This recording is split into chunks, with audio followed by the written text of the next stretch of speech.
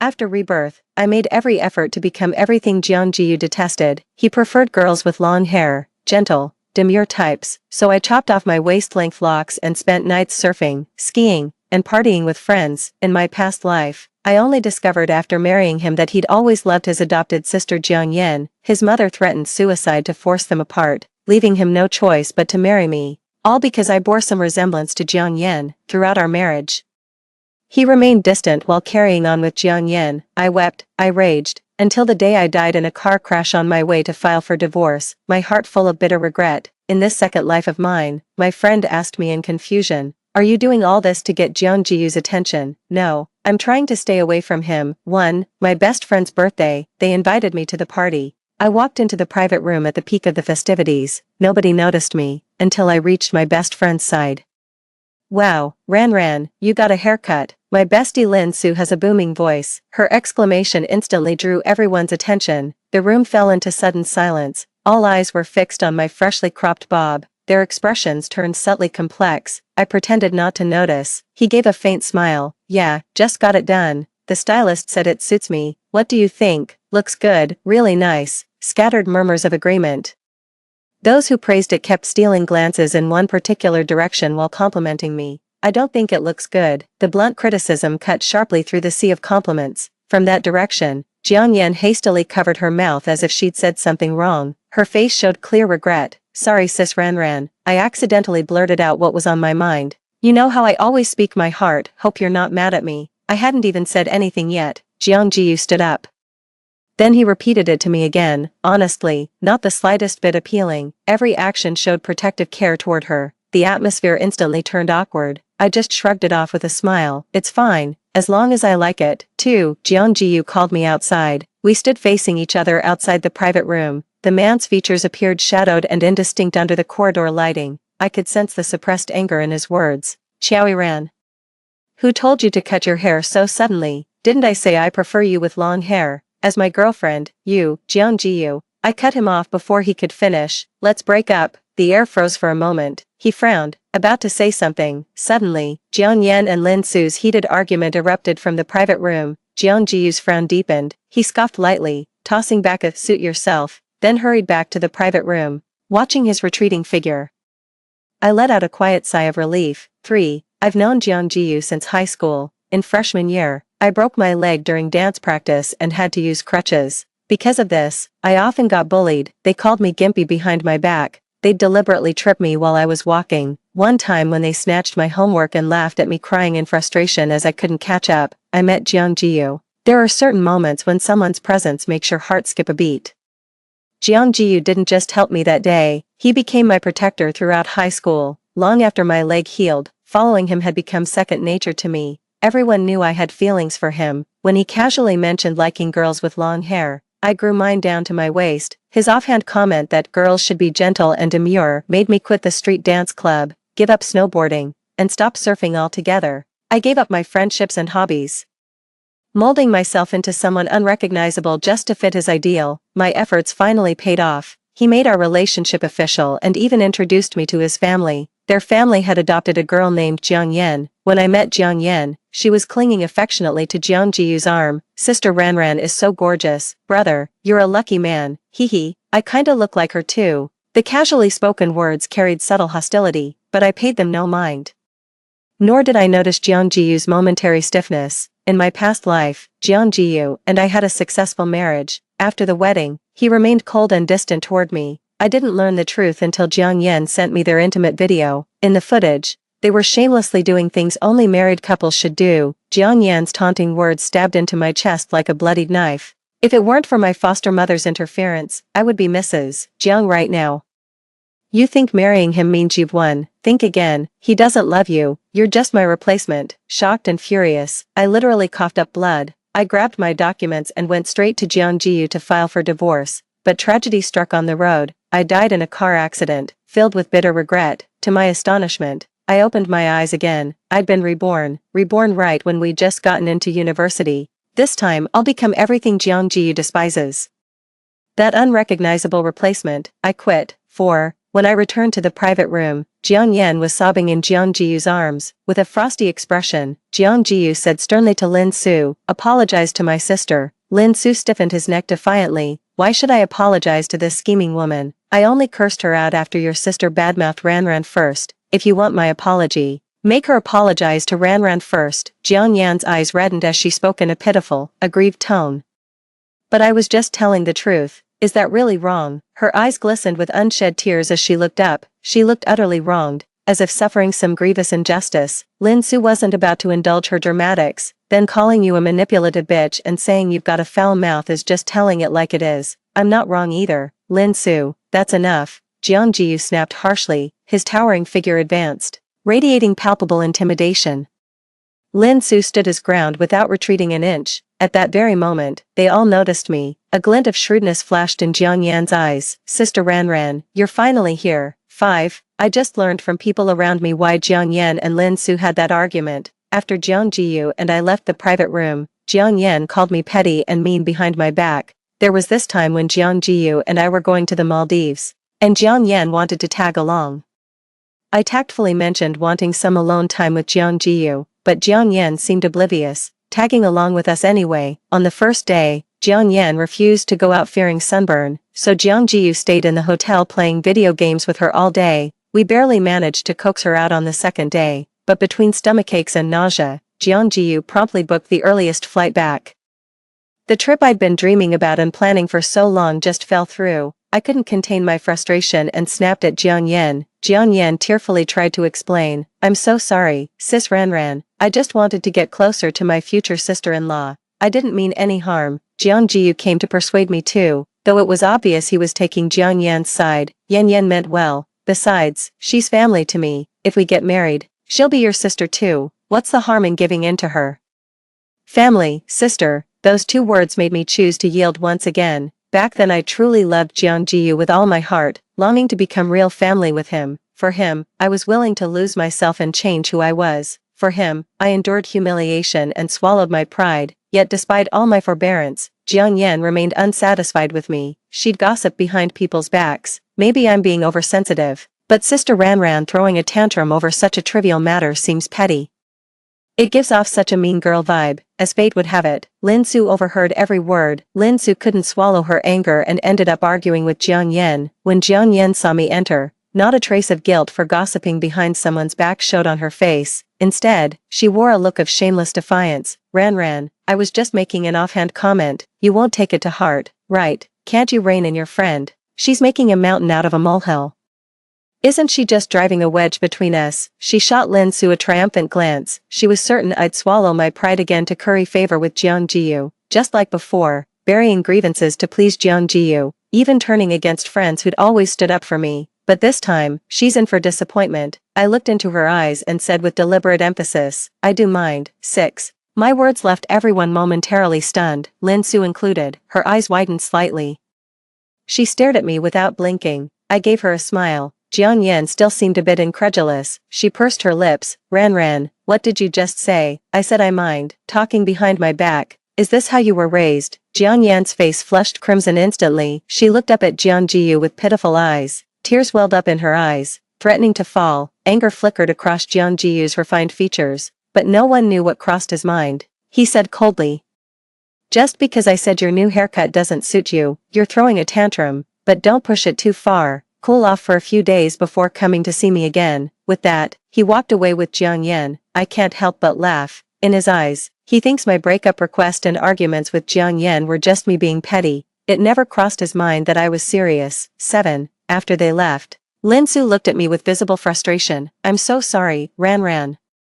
I shouldn't have made you upset Jiang Jiyu. Should I go apologize to Jiang Yan? I'll take whatever scolding or beating comes my way." Genuine concern shone in Lin Su's eyes. She knew exactly how much Jiang Jiyu meant to me. I would have done anything for him, but that was in the past. I grabbed her arm. "No need to go. Jiang Jiyu and I have already broken up." Lin Su's eyes widened in shock. "What? Seriously?" "Yeah, it's true." I suddenly gave Lin Su a gentle hug, resting my chin on her soft shoulder. I felt tears welling up. Lin Su and I have known each other since childhood. When we were kids, the medication for her illness made all her hair fall out, and she often got bullied at school. I'm the rough and tumble type. Anyone who dares laugh at her will have to answer to me. Lin Su relies on me a lot, plus we share the same interests. We both love extreme sports like skiing and surfing. Gradually, we became close friends. But everything changed when I met Jiang Jiyu. I grew out my hair and became gentle and demure. No more surfing, no more skiing, no more dancing. One by one, my friends drifted away as I changed. Only Lin Su remained by my side. True friendship needs no explanation. Su, thank you for never giving up on me. Lin Su actually looked a bit embarrassed. She theatrically patted my shoulder. It's just a breakup. Don't worry, there are plenty of fish in the sea. I'll find you someone even better. 8. I didn't take Lin Su's words to heart. The first thing I did back at school was quit the art club and join the street dance crew. When I handed my paper withdrawal form to the advisor, all the other members were watching, Jian Yan included. Someone asked, "Why is Ran quitting? Doesn't she know it'll deduct her credits?" Another person chimed in, "What else could it be? She tried so hard to copy Yan Yan but ended up being overshadowed by her. Totally lost her cool." As Jiang Yan's roommate, she naturally took her side. Jiang Yan wore a smug expression, though not entirely convincing. "I know she doesn't want me to leave the group, because this is her comfort zone. It's where she can consistently outshine me. Jiang Yan has been painting since childhood and is quite skilled, but I'm just a dabbler." When I was with Jiang Jiyu, he said girls who could paint appeared elegant and graceful, so I gave up my other hobbies, and devoted myself to learning painting. But I've only been learning for a short time, naturally.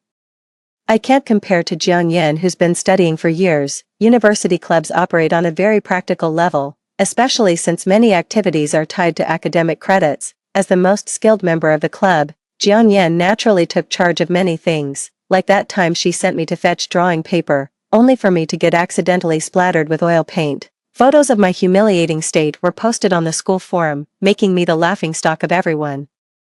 Now that I'm quitting the art club, she's obviously not happy about it. She couldn't help asking me, "Does Jiyu know you're quitting the art club?" "None of his damn business," I snapped back. 9. Jiang Yan didn't expect me to be so blunt. I didn't even give her a chance to talk back. I grabbed the teacher's approval letter and walked off without a second glance. The following days brought me rare peace. I focused on my own work, putting everything else out of mind.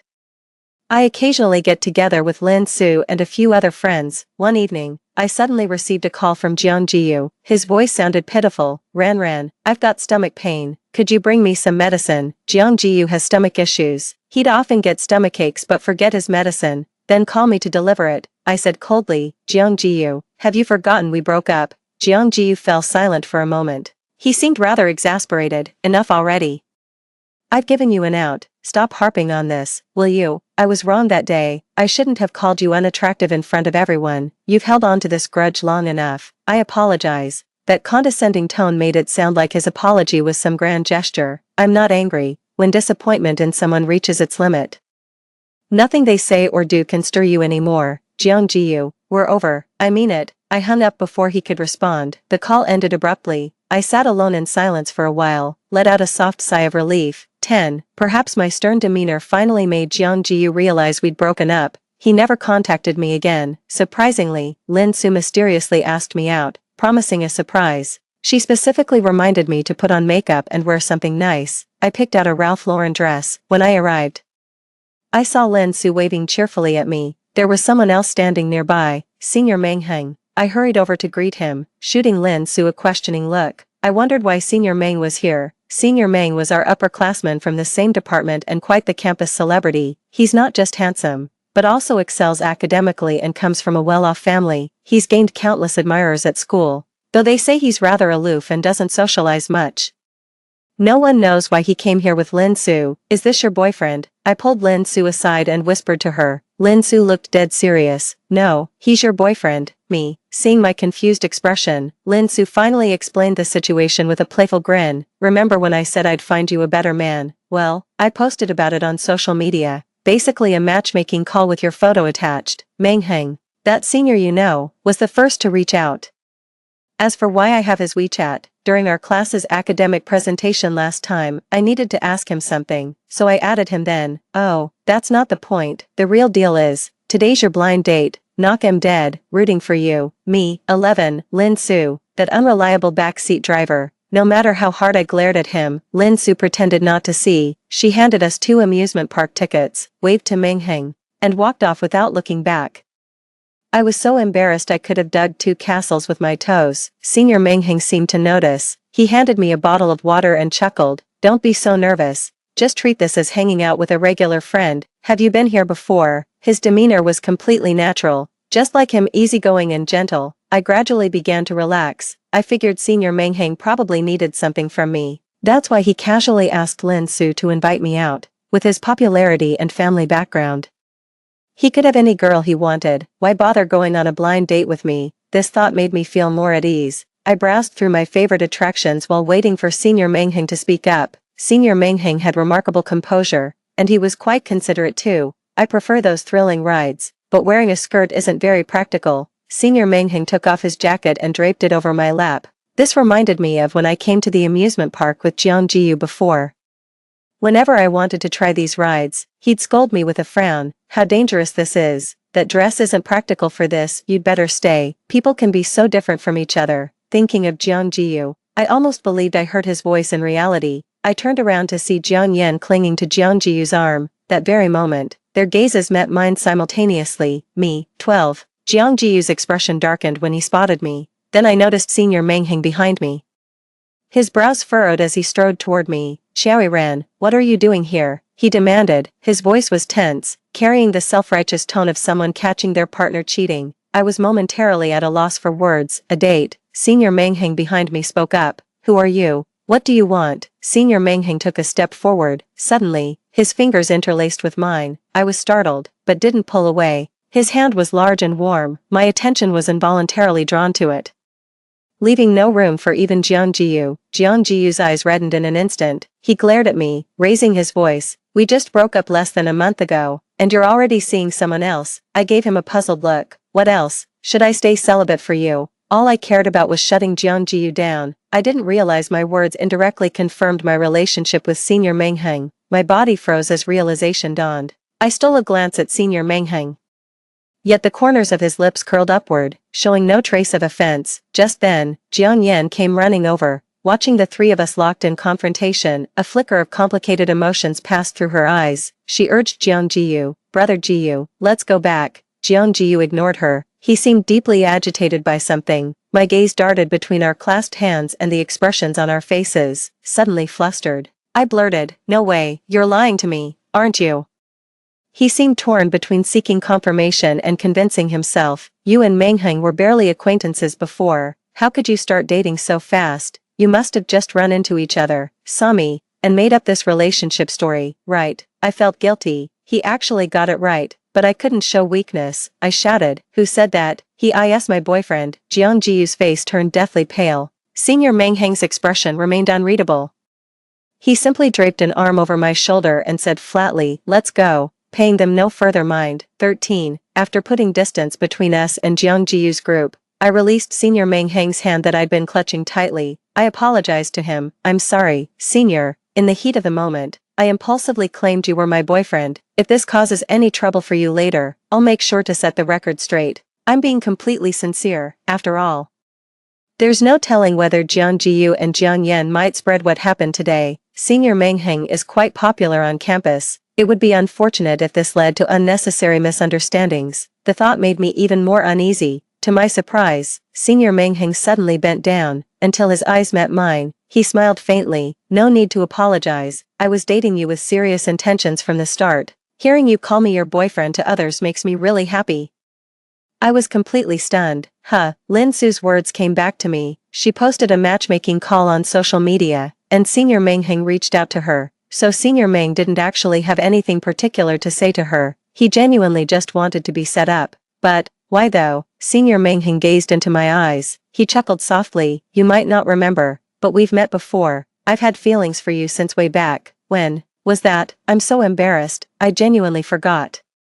Senior Mengheng didn't press further. He simply asked me, "In that case, would you like to give it a try with me?" His gaze was utterly sincere, yet it held traces of nervousness and unease. I found myself inexplicably drawn in by that look, but I still turned him down, not for any particular reason. Jiang Jiyu had hurt me too deeply in my past life. I just couldn't bring myself to start another intimate relationship so easily. Senior Mengheng didn't get upset even after being rejected. He just smiled gently. "It's alright, 14. Jiang Jiyu was lost in thought. After leaving the amusement park, he fell into a very strange state of mind: anger, pain, panic, denial, regret. He didn't even hear Jiang Yan speaking to him. His mind was completely occupied by Qiao Ran. To be honest, he didn't like Qiao Ran at first.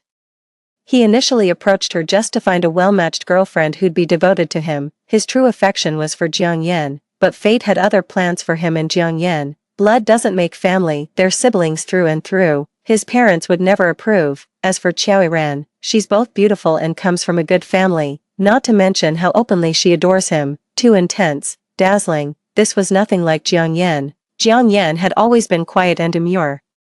He merely mentioned it to Qiao Ran, yet she actually changed for him. She grew her hair long for him, gave up her hobbies for him, and distanced herself from old friends for him. She was madly in love with him. He basked in her adoration. But one day, everything suddenly changed. She suddenly chopped off her hair into a short bob, then she broke up with him. Jiang Jiyu thought she was just being spiteful, because after the haircut, Jiang Yan publicly called her unattractive in front of everyone. To defend Jiang Yan, Jiang Jiyu even claimed she wasn't attractive, though in truth, she was stunning, a real head-turner. But the words were already spoken, nothing could be taken back. He thought Qiao Ran wouldn't care. This had happened many times before, and she never seemed to mind. Maybe she felt humiliated today. To everyone's surprise, she's demanding a breakup. To be honest, Jiang Jiyu's heart skipped a beat for a moment. But then he quickly dismissed the thought. How could that be possible? Qiao Ran loved him so much. It must be playing hard to get. Jiang Jiyu didn't give it a second thought. She'll definitely regret this. The banquet ended on a sour note. Jiang Jiyu made no effort to contact Qiao Ran. He waited for her to come begging for reconciliation. She didn't show up the first day, nor the second day. A whole week passed without a word. Jiang Jiyu was getting anxious. While drinking with friends, they teased him. "Where's your girlfriend? Don't tell me you really broke up."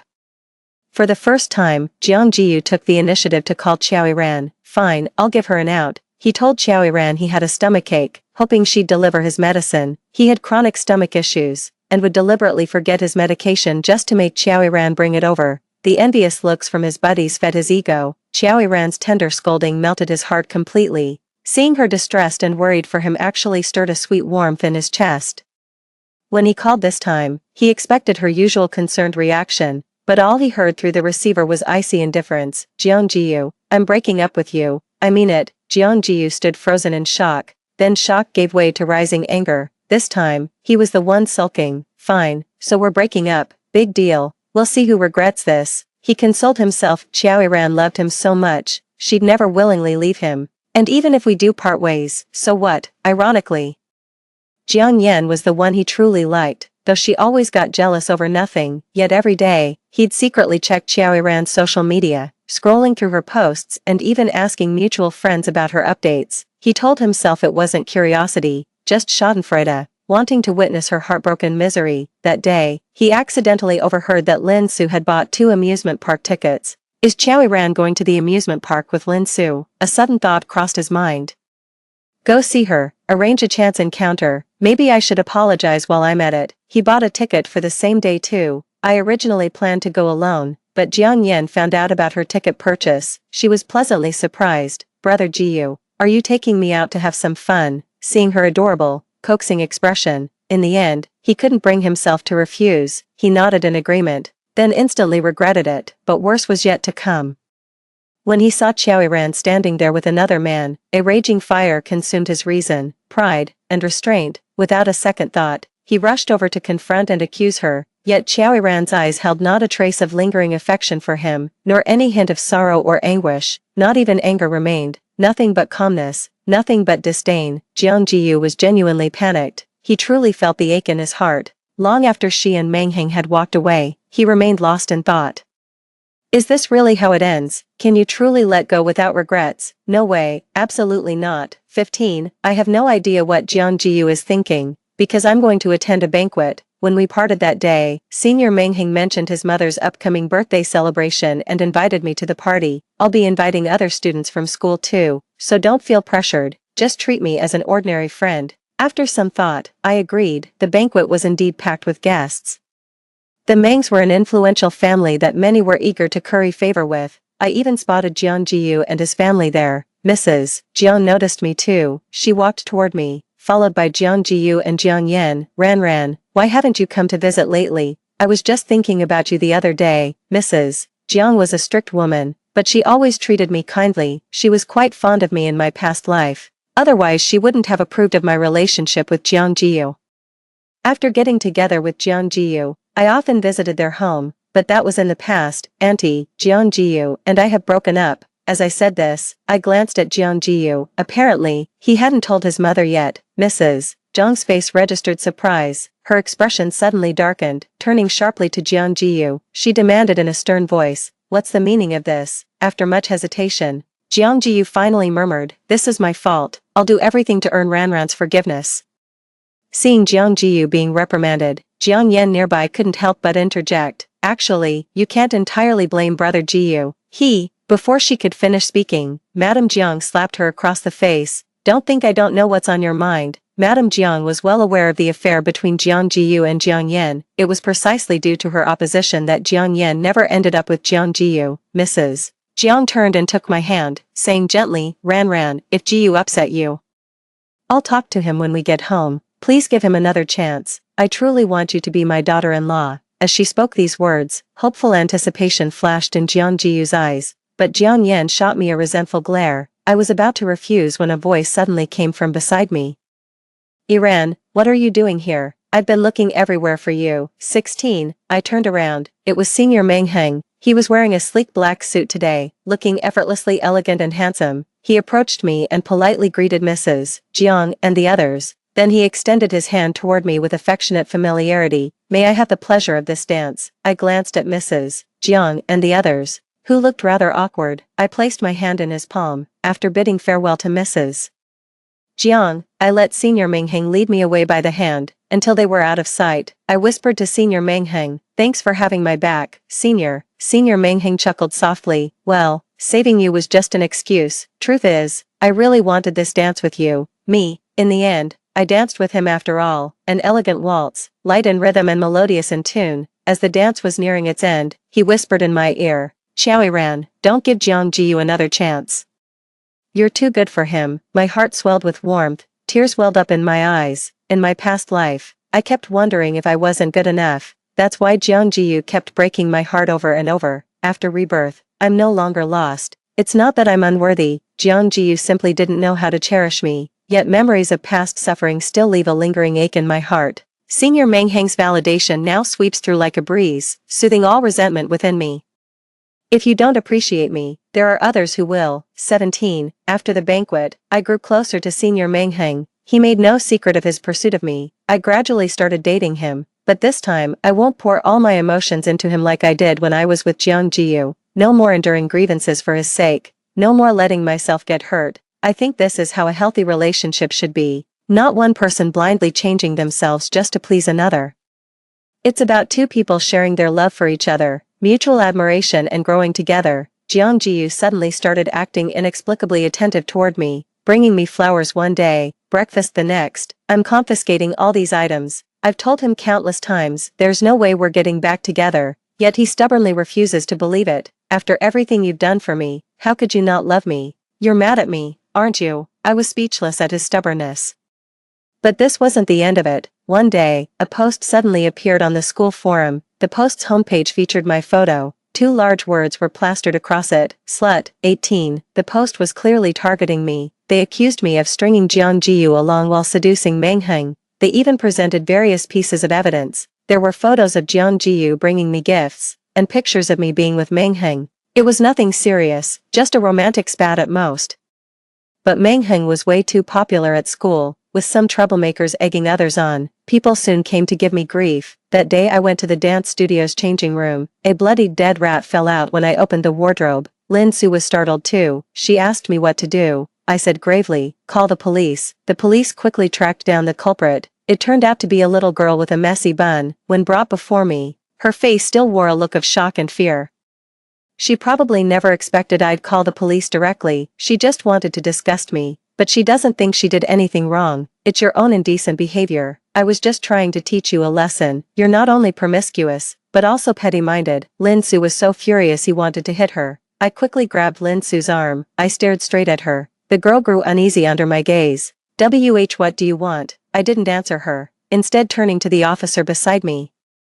Doesn't this count as intimidation? I won't settle this out of court, let the law take its course. The girl's face went pale in an instant, as she was led away trembling by the police. Her eyes welled up with tears. I was just trying to scare her. Threats can indeed lead to criminal charges, but only in severe cases. At worst, she'll just get an apology and a fine for something like this. Everyone must face the consequences of their actions. Lin Su stood by, gloating with schadenfreude.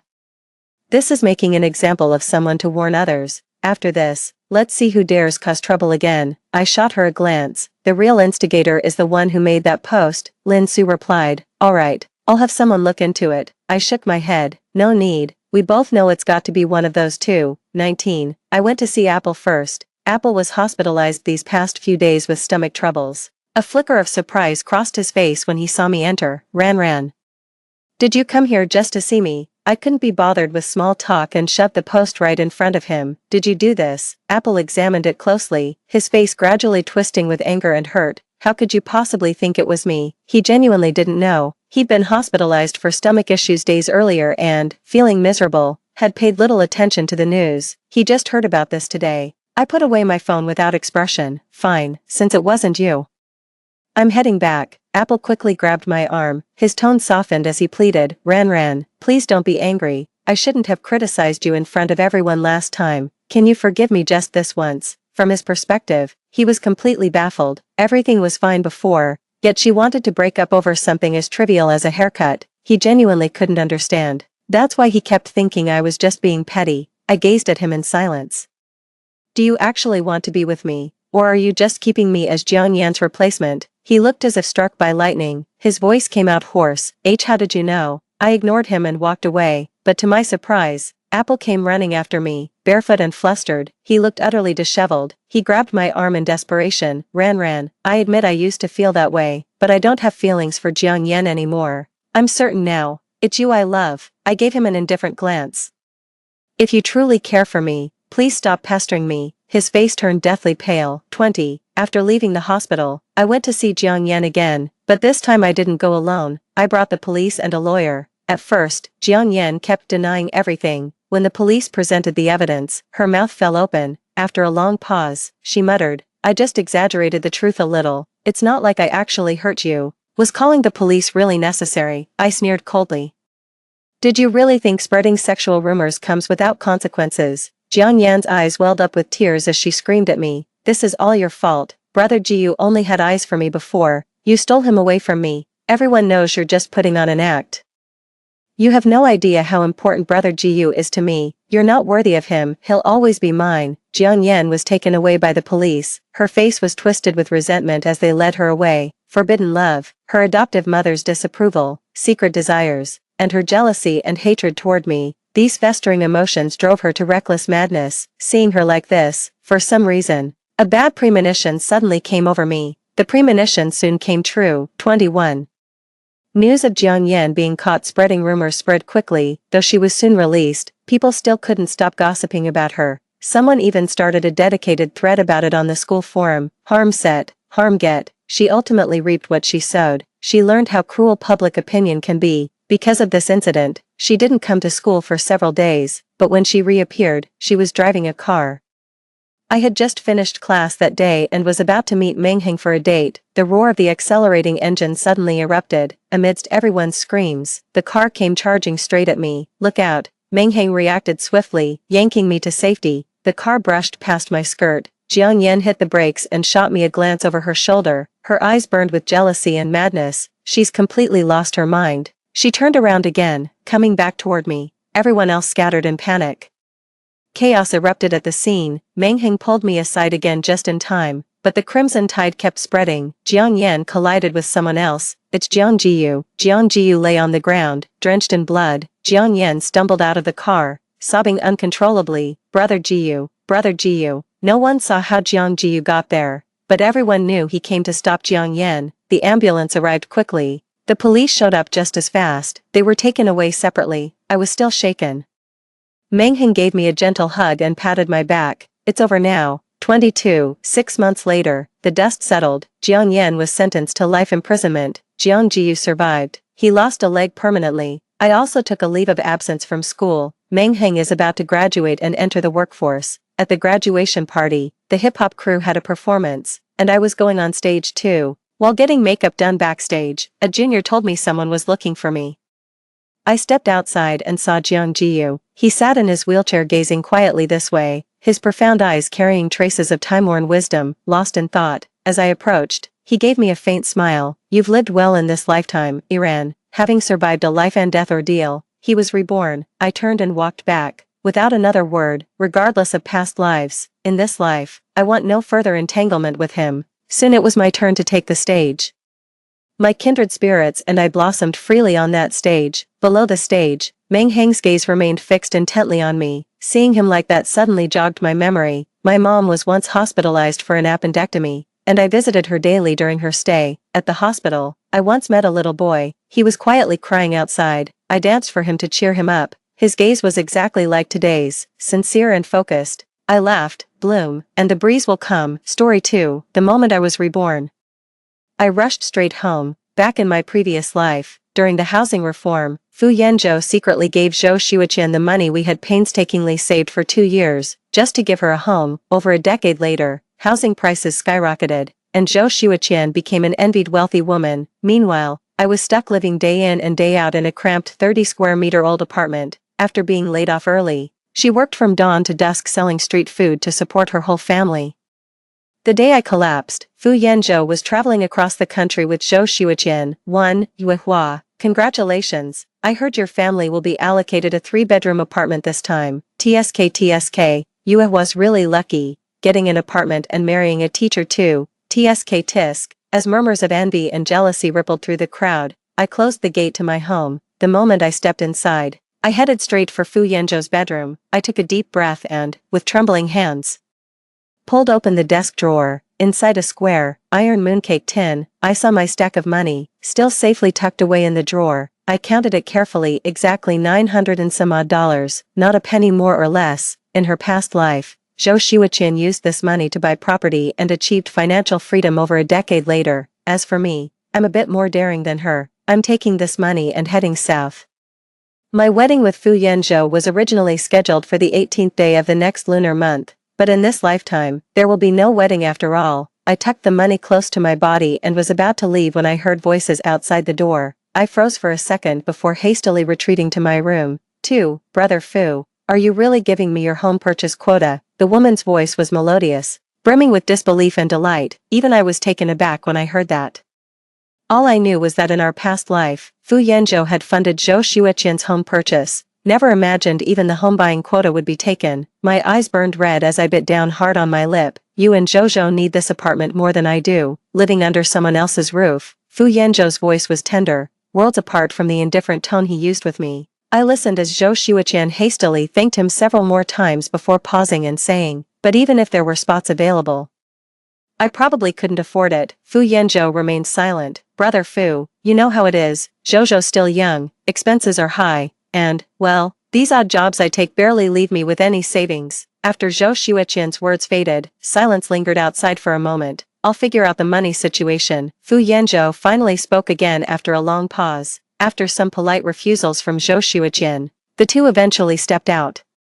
I waited until they'd left before emerging from the inner room. I remember in my past life, when I heard Zhou Xiuqian made millions from that property she bought, I was genuinely envious. But what did Fu Yanzhou say back then? He just kept eating his rice indifferently, not even looking up. That's just how fate works. What isn't meant to be yours will never be, no matter how much you crave it. At that moment, I wholeheartedly agreed. I simply thought Zhou Xiuqian was phenomenally lucky.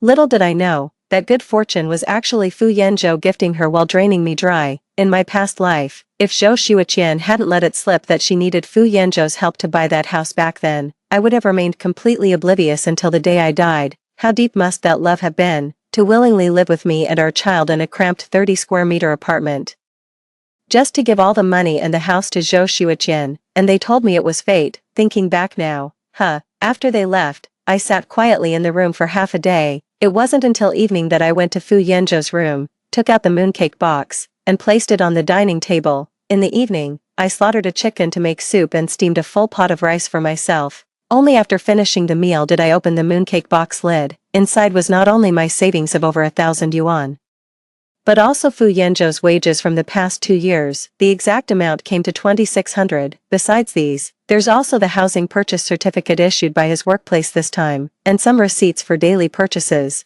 When Fu Yanzhou returned, he saw the open mooncake box and frowned. He and I know each other inside out. Here, once you're engaged, you're pretty much considered family. No one would bat an eye if we spent more time together. That's why I entrusted my salary to him in the first place. Little did I know Fu Yanzhou was playing a double game, not only pining for Zhou Xiuqian in secret, but handing over both our salaries and the home purchase quota to her. And just like that, he ruined my entire life. Why did you take the box out? He frowned, looking at me with displeasure. In the past, I would have rushed to greet him the moment I saw him return. Fu Yanzhou was a handsome and distinguished man. After graduating from university, he worked at a research institute. I used to be so happy with this fiancé. I gave him my whole heart, but it turns out, I was wrong. I just found out today that my dad borrowed money from a few colleagues back then. I'm going to use this money to pay them back first. My mom passed away when I was young. My dad is a middle school teacher. He's always been incredibly dedicated and genuinely cares for his students. And Fu Yanzhou was one of my dad's students, back then. Fu Yanzhou's family was struggling, and my dad not only tutored him for free but also secretly slipped him pocket money on several occasions. My dad even paid for my high school tuition on several occasions. Of course, Fu Yanzhou wasn't the only student like that. That's why my dad, despite being a teacher his whole life, never saved much money. Sometimes, for major family expenses, he even had to borrow from colleagues. So when I said that, Fu Yanzhou didn't suspect a thing. How much do you still owe? He paused, then asked indifferently. 3,001. Why so much? Fu Yanzhou blurted out instinctively. The IOU's inside. Let me get it for you. I made a show of standing up. Stay seated. Fu Yanzhou waved his hand. It's not that I don't trust you. After a long pause, he added, could we extend the repayment period? I gave him a look and remained silent. I knew perfectly well he intended to give that money to Zhou Xiuqian. I scoffed. No way. I'm heading south to make my fortune, and I can't do that broke. That just won't do. Fu Yanzhou still couldn't bring himself to take the money back. He just said to leave the box with me for now. After Fu Yanzhou left, I pulled out my dad's ledger. Even though he was a soft touch, at least he had a habit of keeping records. I itemized all the money he spent on Fu Yanzhou over the years. The numbers really add up when you tally them. Turns out my dad didn't just cover his high school tuition and living expenses, he kept sending him money through college too. When I totaled everything, it came to over 2,800. That's 3 years worth of my father's wages if he didn't eat or drink a single thing. I took out the over 2,000 yuan belonging to Fu Yanzhou from the mooncake box. As for the remaining couple hundred yuan, consider it thrown to the dogs. I carefully hid the money and planned to return the box to Fu Yanzhou the next day. What's rightfully mine, I'll take without a second thought. I wouldn't take a single penny that doesn't belong to me. Zhou Xiuqian came by while I was making breakfast. The stove was lit, with pearly white rice grains bubbling in the pot. I vaguely heard Zhou Xiuqian sobbing. They went too far. How could they hit you? My hand, which had been scooping rice, paused. When I stepped out of the kitchen, I saw Zhou Xiuqian with swollen, red eyes, her long hair draped over her shoulders. She was practically curled up in Fu Yanzhou's arms. What are you two doing? Hearing my voice, Zhou Xiuqian quickly turned her head away to wipe her tears. Then she looked back at me. Sister-in-law, please don't misunderstand. I had nowhere else to go, so I came to find brother Fu. Actually, the three of us have known each other since we were kids, 10 years ago. Most of the houses around here were still made of wood, and people lived very close together. Back then, Fu Yanzhou and Zhou Xiuqian lived in the same compound and had been playmates since childhood. Later, a massive fire broke out. While there were no casualties, the flames completely destroyed houses across several nearby streets. After that incident, everyone eventually rebuilt their own homes. Zhou Xiuqian later married an apprentice from a tailor's shop, but was eventually widowed. She barely made it back to her parents' home with Fu Yanzhou's help, half dead from exhaustion. Fu Yanzhou's earlier remark about Zhou Xiuqian living under someone else's roof stemmed from her frequent verbal clashes with her sister-in-law after returning to her maiden home. Every single time, she'd come knocking on Fu Yanzhou's door, and Fu Yanzhou would always take charge with an air of absolute authority. It's laughable to think that in my previous life, I genuinely believed Fu Yanzhou saw Zhou Xiuqian as nothing more than a sister. Your brother Fu is getting married soon. It's not appropriate for you to be throwing yourself into his arms like this. Anyone who didn't know better would think you're eager to remarry. Back then, a widow remarrying wasn't exactly seen in a good light. Even though the engagement was off, I couldn't resist taking a jab at her. Zhou Xueqian's face fell, and she instinctively glanced at Fu Yanzhou. Fu Yanzhou frowned and snapped at me. What nonsense are you spouting? I scoffed, ignored them both, and went back to the kitchen to continue cooking. The sound of crying started up again outside, and it took a while for it to die down. 9. After breakfast, I headed to the factory. I was a quality inspector at the MSG factory, assigned there right after graduating high school. The factory was doing okay back then. But a few years later, when the economy took a downturn, the factory faced restructuring, and that's when I was laid off. Coming back, I was well aware that the factory's performance had been declining year after year, but many people simply hadn't grasped the gravity of the situation. I'm going to sell my current job slot. In my past life, those who were bold enough seized the first wave of opportunities during the early days of the reform and opening up. Back then, being a 10,000 yuan household was no joke. But who to sell the spot to? That really needs some careful thought. After work, on my way home, I instinctively detoured to the area where Zhou Xueqian bought her house in my previous life. This place is still just an overgrown vacant lot right now, but in just 3 years, high-rises will spring up here, and over a decade later, property values will have skyrocketed countless times over. In her past life, Zhou Xueqian had this house as her secure base. This time around, Zhou Xueqing doesn't have those few thousand yuan to buy a house, so she's destined to miss out on this one. Back home, Fu Yanzhou was actually there. Fu Yanzhou, who usually avoids the kitchen, had actually cooked several dishes. You're back, go wash your hands, dinner will be ready soon. Of course, I'm more than happy when someone volunteers to cook. 10. Dinner was quite a spread: meat, vegetables, and even fish. That must have cost a fortune. Sure enough, just as I started eating, I noticed Fu Yanzhou had a hesitant, as if he wanted to say something but held back. I kept eating, my head down, not looking up. I simply pretended not to notice. Fu Yanzhou was rarely given the cold shoulder by me like this. He wanted to initiate a conversation but seemed unsure how to begin. Just then,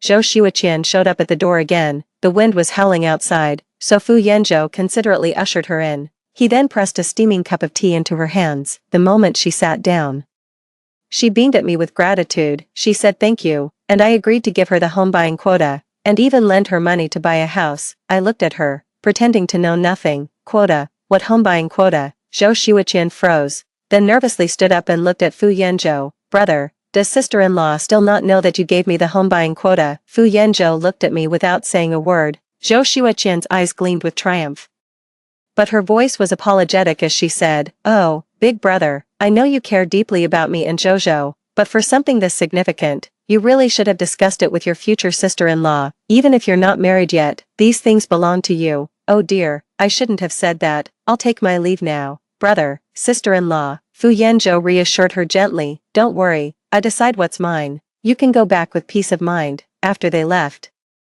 I calmly continued with my meal. It wasn't until I finished my last bite and stood to leave that he suddenly spoke up. Yuehua, we need to talk. 11. I sat back down with deliberate calm. He measured his words carefully. About the money your father owes. Could we work out an extension? No way. I flatly refused. This matter isn't up for discussion. In short, if he willingly hands over the money, fine. But if he insists on taking it back, I'll produce my father's ledger.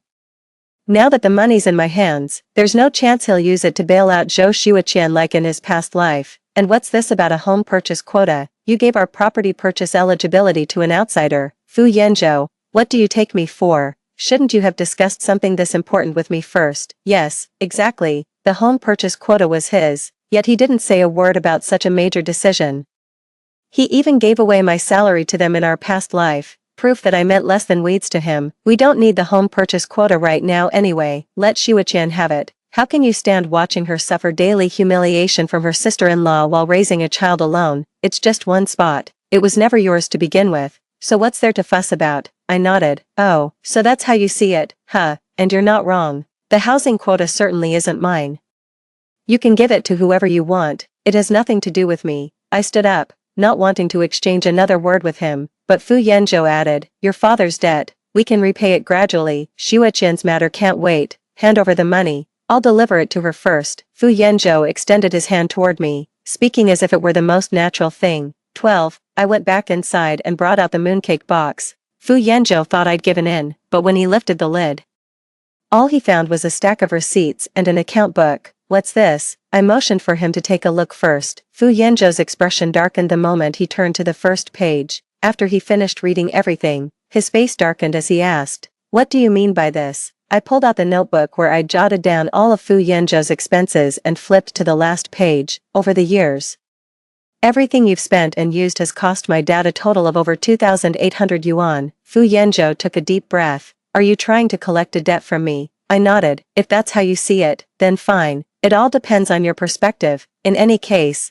there's no way you're giving that money to Zhou Xiuqian. According to the ledger, you still owe me over 200. I wasn't even willing to round down the change anymore.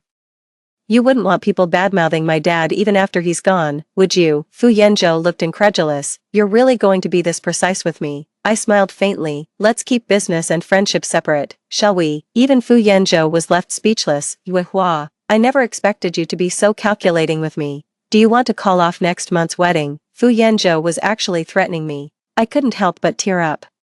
Fu Yanzhou has always been incredibly well behaved around my dad, and his work performance after graduation has been outstanding. 2 years ago, my dad had a sudden medical emergency. Worried about me being alone, he asked Fu Yanzhou to look after me in the future. It was Fu Yanzhou who told my dad not to worry, saying he would marry me. He promised to take care of me for the rest of my life. I never would have revealed my feelings for him if not for what he said.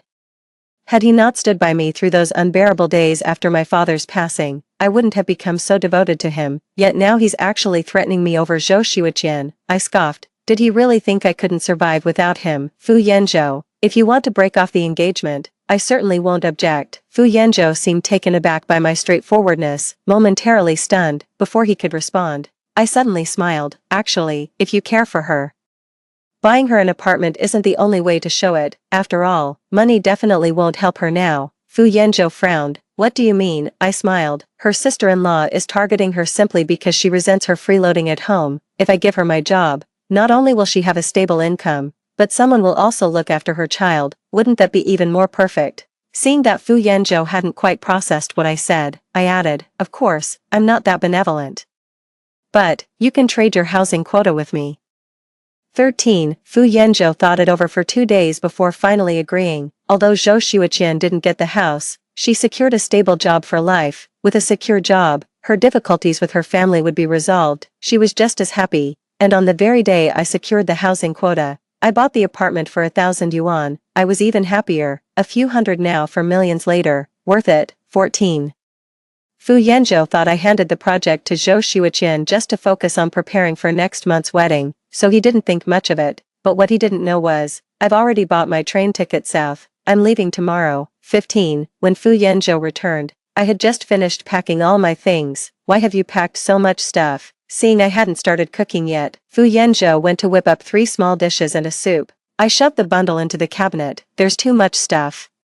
I need to sort it out. Fu Yanzhou served me a bowl of soup, then pulled a wad of cash from his pocket. Xiuqian is just starting her job, so I'm lending her 50 yuan. Here, you take these 30. My hand paused for a moment, then I calmly accepted the 30 yuan. Even though Big Head gave it to someone else, he owed this to my dad. I have no qualms about taking it. At the dinner table, neither of them spoke, and the atmosphere was genuinely a bit awkward. He glanced at me, cleared his throat, and said, "Don't worry, once we're married, you can just relax and stay home. I'll be keeping your monthly allowance from now on. You're the boss of this household." Fu Yanzhou's ears turned an uncharacteristic shade of pink as he spoke. There was even a faint trace of anticipation in his expression. I scoffed. So, next month, you're not lending your sister money anymore. I couldn't resist getting that jab in. Fu Yanzhou looked up at me, surprised. She has her own job now. Why would I lend her money? I was speechless. For a moment, I didn't know what to say, but it didn't matter anymore. After I leave, whether they end up together like lovers in a past life, or he marries someone else, it's all the same to me. It just doesn't concern me. Before bed, Fu Yanzhou even pulled out a stack of invitations and asked me who all needed to be invited. I looked at the crimson invitations, then lowered my head and said, "You decide." Back in my room, I locked the door. 16.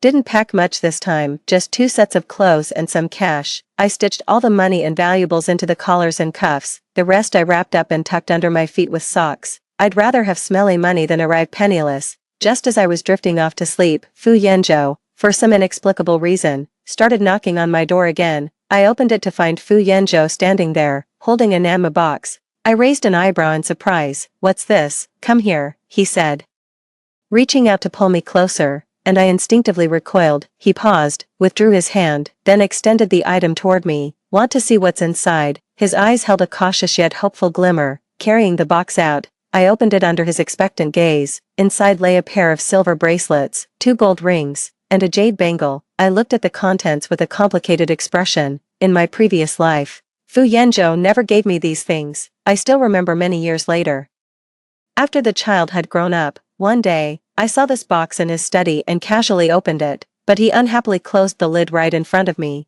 "This was left by my mother. It's for my future daughter-in-law. Don't touch it." Later, the jade bracelet among them somehow ended up in Zhou Xueqian's hands, so it turned out these things had been in his possession all along. What baffles me is why something I never got my hands on in my past life is now being willingly offered to me in this one.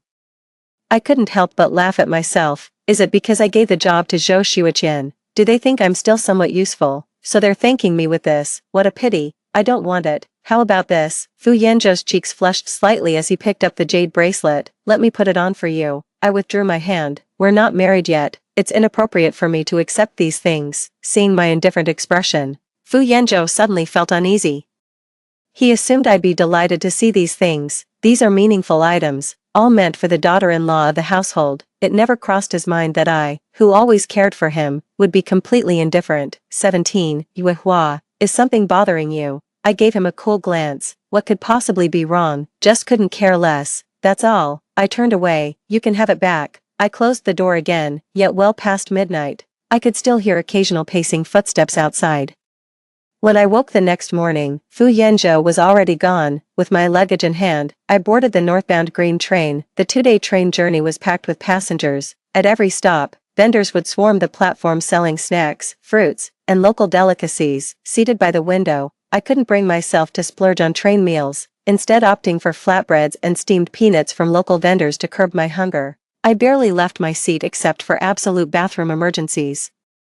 After finally making it out of Beijing bus station, I noticed both my bag and coat pocket had been slit open with long cuts. Luckily, the coat pocket only contained about a dozen yuan in loose change I'd kept as decoy money. No great loss. Being a stranger in town, I nearly got dragged into several shady hostels by touts near the train station multiple times, wordlessly shaking them off. I clutched my bundle and finally found refuge in a hospital corridor where I could sit down. It wasn't until the next day, with directions from the hospital gatekeeper, that I managed to rent a room in a nearby residential building and settle in. My first job was working as a shop assistant at a wholesale market. It only took me 2 months to go from knowing absolutely nothing to skillfully handling orders with the regular customers. Gradually, I noticed there were many shops selling clothes and shoes in the market, but it was also incredibly competitive, with fierce rivalry among them. When a popular style runs low on stock, customers quickly turn to competitors if they can't get it here, but overstocking risks getting stuck with large quantities if the style doesn't sell well. My boss constantly deals with this dilemma. On paper, the high turnover and sales volume make it seem hugely profitable, but often, you end up with a huge inventory pileup. One misstep over the year, and you could find yourself not having made a dime, just stuck with a mountain of unsold goods. The real problem is when that inventory just sits there, gathering dust, with no one interested in buying it. From what I've seen, a lot of shops around here are in a similar boat. I kept thinking about it, and then I calculated the 500 plus yuan I originally brought with me, plus my earnings from this past year. I resolutely approached my boss. After some negotiation, I managed to acquire these goods at an incredibly low price. 18. At that time, the southern cities and coastal areas were already developing rapidly, and all sorts of stylish and attractive clothes were selling like hotcakes. In contrast, in our inland regions, due to the long distances and underdeveloped logistics, fashionable and appealing clothing was still extremely scarce. If I can get these goods back before anyone else, they'll sell like hotcakes, but now that the clothing shipment is approved, transporting it back is still a major headache. I checked with several freight companies at the wholesale market, but none had routes to our city. I just can't accept this. It took me several more days of searching, but I finally found a logistics company that had a route to our neighboring city. After a lot of negotiation and an extra 300 yuan, They finally agreed to drive an additional hour to deliver the goods to our city. Only after all the goods were shipped did I pack my things and embark on my journey home alone. 19. This time, heading back, the vehicle was even more crowded than before, likely because the Lunar New Year was approaching, yet, for some reason, the apprehension I felt on the way here was completely gone. Even if I encountered an aggressive older woman hogging seats on the bus, or if my small bag, carried close, was unknowingly snatched after its strap was cut in a quick turn, I wouldn't panic in the slightest. Once I finally reached the station, I rented a ground floor room on our bustling street. After waiting 4 days, I rented a trishaw and finally managed to pick up the goods. Then, I dragged them to a busy spot and set up a street stall. I've spent the past year working in sales in North City. I've got a pretty good read on who's got money, who's picky, and who loves to haggle. For the wealthy ones, I'd recommend clothes with good quality and a perfect fit. Being picky, I'd have them try on outfits repeatedly without showing the slightest impatience. For bargain lovers, I'd sweeten the deal with pre-prepared socks and gloves. The more they bought, the more freebies they got. This approach often ended up attracting even more customers. As the year drew to a close, clothing sales boomed. Our trendy styles and wide selection kept drawing larger crowds. Even people from many nearby shops would sneak over to check out my designs. I quickly sold out all the clothes I brought back this time, even the scarves, socks, hair clips, and other accessories I picked up along the way were almost all gone. On this trip, I made close to 10,000 yuan. I almost became a millionaire. After the new year, I wasn't in a hurry to go back to wholesaling clothes. The period after the new year is typically the off-season for clothing sales. If I were to stock up on clothes now, there's a high probability I'd be stuck with unsold inventory. While I had the money, I went and bought 5 more apartments in the same complex where I'd previously purchased property. I took the remaining money and headed back to the South City. This time, I started selling home appliances. After being reborn, I knew that from this point on, the 3 turns and 1 sound would become popular for weddings in our area. A bicycle, a sewing machine, a watch, and a radio. None could be missing. Sometimes you even had to fight to get your hands on a radio. 20. After nearly half a year's effort, I finally received my commission from a major deal at the end of August. I poured all my savings and salary into shipping a batch of goods back home. These goods sold like hotcakes, even more popular than last year's clothing line. And these weren't even name-brand radios. I was making nearly 1,000 yuan profit on each unit. Combined with the cassette tapes I brought back, radios became my hottest-selling items. They say September and October are golden months. During those 2 months alone, I made an absolute killing. Later I made another trip, capitalizing on people's Merry Before New Year tradition, and scored another windfall. My business is still booming, even during the Lunar New Year, and this time, I've already built strong connections with the South City side, including their logistics. When I'm out of stock, I no longer need to go there myself. A single phone call and a bank transfer, and I'll have what I need in my hands within a few days. At this point, guerrilla tactics are no longer suitable for me. I rented a 3-bay storefront on the busiest commercial street. Besides this shop, I also rented a large ground floor space to start a wholesale business. While wholesale doesn't yield as much profit per sale as retail, the sheer volume of incoming orders makes up for it. When we got too busy, I hired 3 more sales associates. I, on the other hand, enrolled in night school. You can't have nothing, but you certainly can't be uncultured, right? 21. Fu Yanzhou, you're not even throwing a wedding banquet, and now you won't even buy me a sewing machine. That familiar voice made me instinctively look towards the shop door. Zhou Xiuqian fought back tears as she held Zhou's hand, standing in tense confrontation with Fu Yanzhou. 2 years had passed, and Fu Yanzhou seemed changed in some way. The man who once stood aloof like an untouchable mountain flower now looked haggard, his face ashen and drawn. Unless my eyes deceived me, there were even faint streaks of silver in his hair. As if sensing my gaze, Fu Yanzhou instinctively turned toward me. The moment he saw me, he froze. Yuehua. Zhou Xiuqian frowned and followed his line of sight. The moment she saw me again, she instinctively flinched. Then, as if remembering something, she suddenly puffed out her chest. Oh, isn't this Sister Yuehua? What? You work here? The employee next to her was about to speak, but a glance from me made them swallow their words. She reined in her earlier anger and walked over, arm in arm with a stiff Fu Yanzhou. She smoothed her hair. Long time no see, Sister Yuehua. I smiled. Shopping. Fu Yanzhou's eyes were red at the corners. His lips moved, but he couldn't utter a word. Zhou Xiuqian glared at him fiercely, then smiled and said, Sister Yuehua probably doesn't know yet, but Zhou and I are married now. I smiled and said, "Congratulations, here to shop for wedding things, I suppose." Zhou Xueqian gave a modest nod, then she had me accompany her as she browsed around the store. Finally, under my admiring and envious gaze, she bought a radio and a sewing machine, and a color TV. This color TV wasn't cheap, it was the latest model in my store. Of course, the price was high too, to celebrate meeting them both.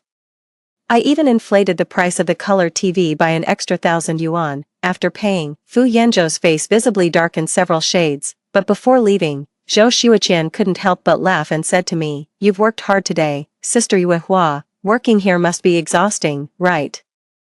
But I heard you get commissions. We bought so much today, so your commission must be quite substantial, I imagine." I suppressed a laugh. "Indeed, I really appreciate your help." Just as Zhou Xueqian was basking in her triumph, a pot-bellied middle-aged man hurried in. "Boss, has the color TV I ordered arrived?" It was clear the man was addressing me. Zhou Xueqian's smile faltered, and she looked at me in disbelief. I smiled, leading the man towards the warehouse. "Bossly, I've definitely set aside the goods you wanted for you well in advance. Come with me." 22. By the time we emerged from the warehouse, everyone else had already left. That evening, after I'd inventoried the day's stock and reconciled the accounts with the staff, I finally locked up and left. I'd barely taken 2 steps when I sensed someone behind me. Just as I was reaching for the pepper spray in my bag, I heard a voice quickly say, "Yuehua, it's me." The person who approached was Fu Yanzhou, 23. A roadside food stall. Fu Yanzhou ordered 2 bowls of fried noodles. The sounds of finger-guessing games and the sizzle of the boss stir-frying noodles created a lively, down-to-earth atmosphere. Yet, the two of us sat in silence, because in my world, Fu Yanzhou had already vanished from my life 2 years ago. In fact, I barely thought of him at all these past 2 years. All I think about every day is how to make money and buy a house. If Fu Yanzhou hadn't shown up out of the blue today, I'd have completely forgotten what he even looked like. The stir-fried noodles arrived just as I was getting hungry. Seeing him still staring at me with that complicated expression, I picked up my chopsticks. After a long silence, Fu Yanzhou finally spoke. "Yuehua, these past few years, have you been well?" I nodded eagerly. "Couldn't be better." I meant every word, especially after leaving Fu Yanzhou. "I'm doing absolutely fantastic." He studied me carefully with a complicated expression. "Yuehua, I'm sorry." My hand holding the food paused mid-air. I never expected Fu Yanzhou to actually realize he'd wronged me. Fu Yanzhou's face turned ashen with despair. "I know you left without a word because I'd let you down completely. Though betrothed to you, I never severed ties with Zhou Xueqian. Instead, I kept showing her special favors, but never in my wildest dreams did I imagine she'd tell others she'd become my woman." I couldn't help laughing, turning little sister into sweetheart. Not bad at all. They weren't even blood-related siblings, yet kept calling each other little sister all day long. The two never bothered to keep up appearances either. No wonder people took Zhou Xueqian's casual remark at face value. Fu Yanzhou kept rambling on. "Her family made a scene, demanding I marry her. But how could my mother ever accept a woman with a child? So she brought her family to make trouble at my workplace. Then at my mother's office. Wait.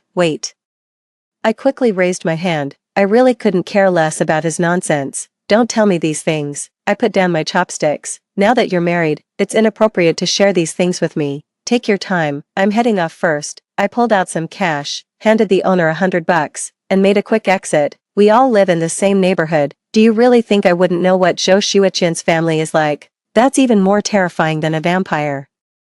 When Zhou Xueqian got married, her family received a substantial bride price, but on the wedding day itself, not even a single quilt was sent with her as part of her dowry. So, how could Zhou Xueqian possibly earn her in-laws' respect now? Life after marriage was naturally chaotic and tumultuous. Otherwise, she wouldn't have returned to her parents' home. He was fully aware of all these matters, but back then, through rose-colored glasses, he thought she could do no wrong.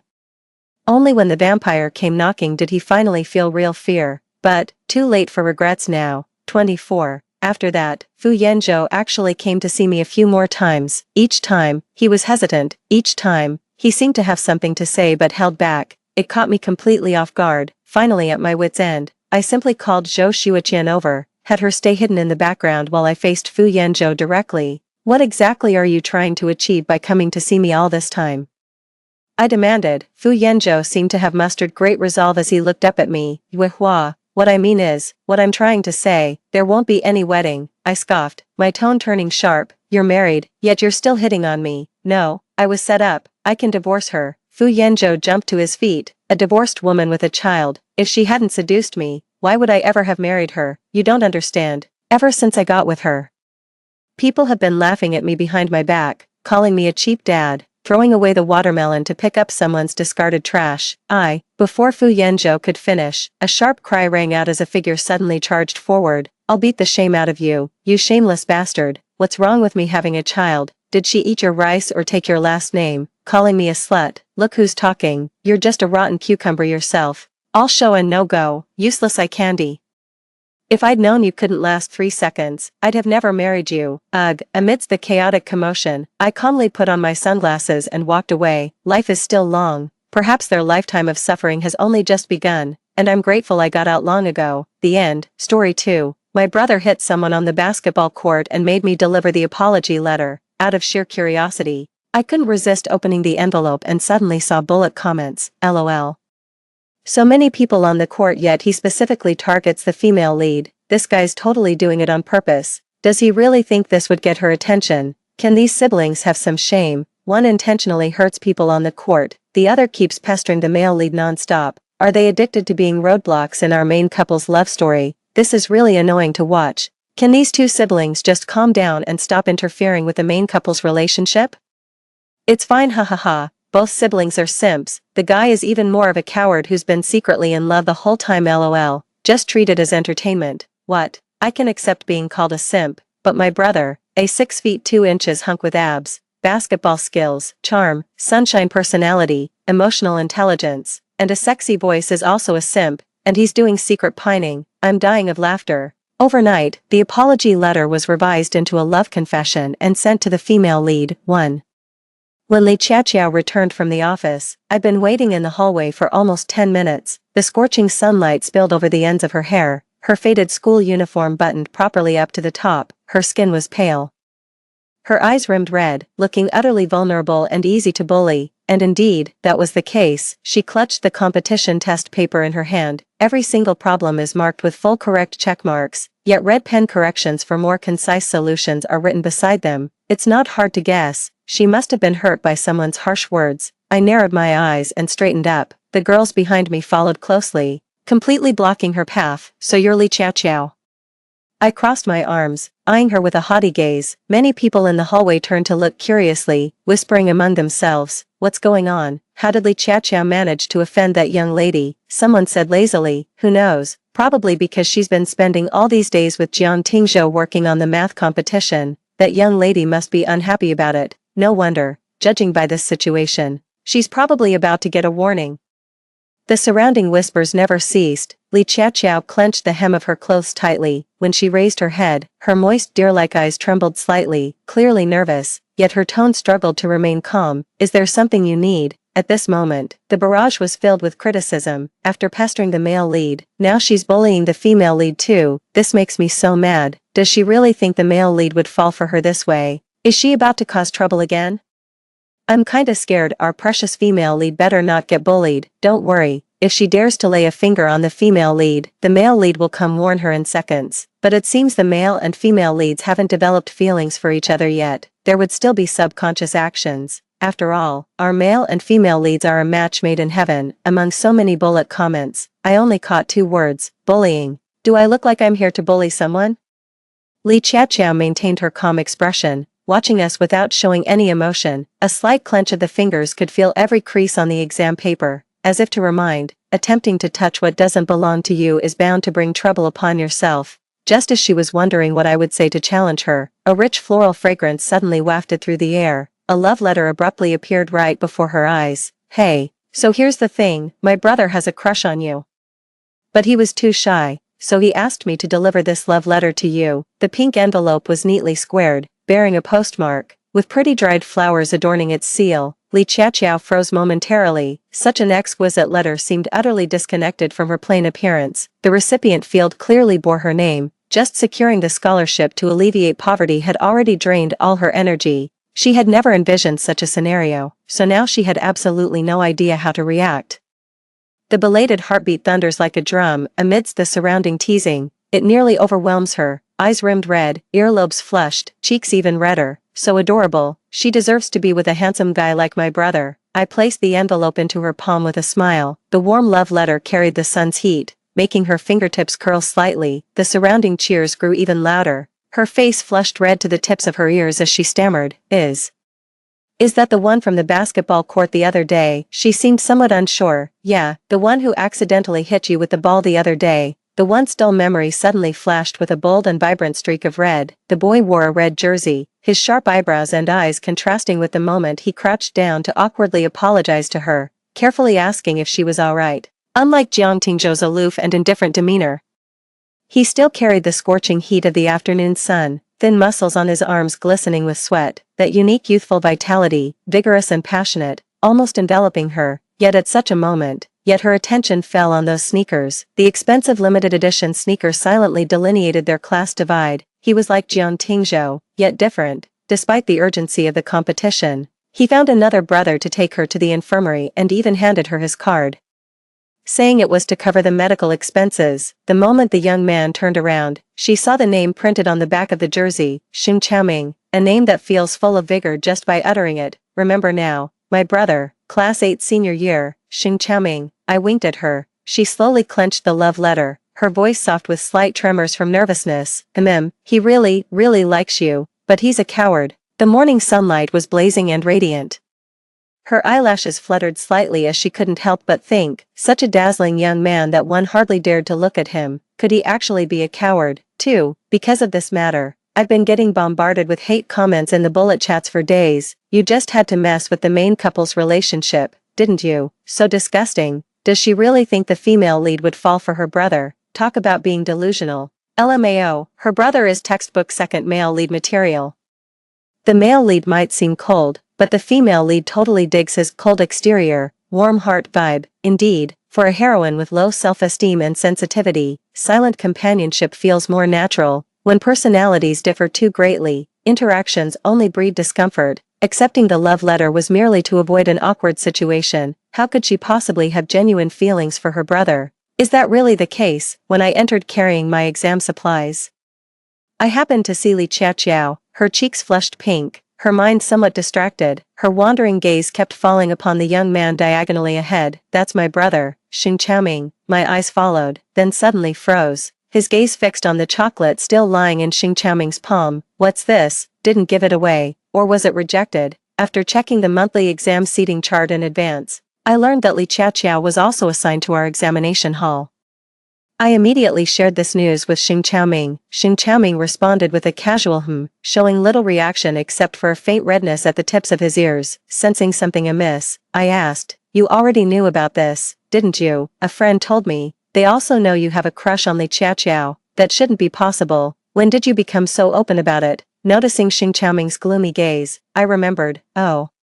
Seems like I was too conspicuous when delivering the letter that day." About me changing the love letter into an apology letter. He found out from friends that very same day, but he didn't deny it, saying it would embarrass the girl otherwise. I saw right through him. He clearly likes her, so I deliberately took out the chocolates my friend brought me from abroad and asked him to give them to Li Qiaqiao the next day. The usually composed and steady young man suddenly showed a rare hint of awkwardness. He hesitated and asked me, "Wouldn't it be too sudden?" I was puzzled. "Don't you give gifts when pursuing a girl? Chasing girls means giving them flowers, bags, and gifts. Just sweet talk without spending money isn't pursuit, it's harassment," I declared righteously. Xing Chaoming fully agreed. I just never expected that the first time I gave a girl a gift, I'd be mercilessly rejected. I couldn't help but take a couple of glances at Xing Chaoming. He was resting his head on one hand, eyelids drooping. His pale complexion was tinged with a faint blush. He seemed to be deep in thought, or perhaps just spacing out. The chocolate between those long fingers had already been mangled beyond recognition. A barrage of mocking comments flooded the screen. LMAO, I told you the female lead wouldn't fancy a side character. Serves him right getting brutally rejected. Turns out he's the real clown here, ha ha ha ha. They're all just simps for the male and female leads. Might as well treat it as watching a circus. Simp, ha ha ha. I actually feel a bit sorry for ourselves. 3. With a wooden expression, I didn't stop when passing by Jiang Tingzhou, but forward, passing right by him. The typically indifferent young man's eyelids twitched uncharacteristically. Yes, not just Li Qiaqiao and my brother. Even Jiang Tingzhou was in the same exam hall with us, as expected.